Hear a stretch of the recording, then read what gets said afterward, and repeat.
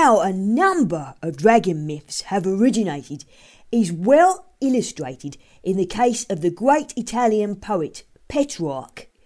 At Avignon, where in the 14th century he was long associated with the Papal Court, and where he was inspired by his passionate love for the beauteous Laura, is a church, on the portal of which is a sculptured representation of St. George and the dragon. From these two simple facts, the renown of a dragon killer has been conferred on the poet. According to the story invented, as Petrarch and Laura were one day hunting, they chanced to pass the den of a dragon when a hideous monster rushed out and attacked Laura. Petrarch instantly sprang to her assistance and promptly dispatched the foul beast with his hunting knife. If the tale is doubted, the narrator triumphantly points to the sculpture as proof of its authenticity, just as a painting of a dragon on the wall of Mordiford Church in Herefordshire has for centuries been pointed out as a representation and memorial of a monstrous reptile killed in the adjacent River Lug by a condemned criminal. In medieval times, the dragon was as much a reality as is today any rare beast known to be in a zoological collection. In the popular mind, it was just a limit in horrend, hideous reptilian creation.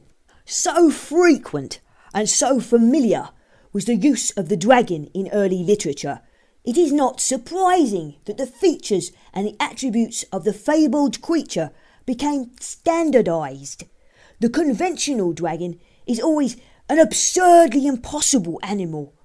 He was a horrible, rampant, raging beast in scaly armour, having a long, coiled and barbed tail, terrible claws and bat-like wings, and displaying fierce, poisonous fangs through which he has a propensity to breathe scorching flames calculated to destroy the very souls of humanity. With a foe so formidable, a stand-up fight could not be otherwise than thrilling, as in the story of Una's Red Cross Knight. As to the reason for its being, the dragon was a creation when figurative language was prevalent to symbolise a great evil or an overwhelming calamity. A something which could be overcome only by self-sacrifice of the most devoted and heroic character. In another aspect, the dragon became the symbol for perfect guardianship, vigilant, unswerving and unfailingly reliable.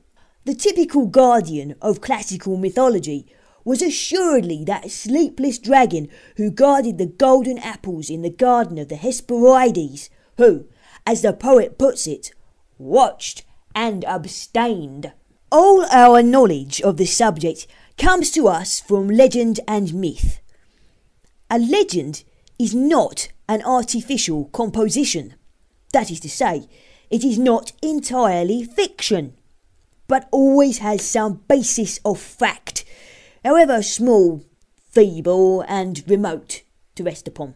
Now, in all the old tales of dragons and their vanquishers, be they pious saint or knightly champion, it is clear that the underlying basis of fact will lie not so much in the symbolical dragon particularised, as in the character of the conquering hero. For in this is found the spring of action, the one inspiring motive of the allegory, the traditional narrative of heroic and memorable achievement.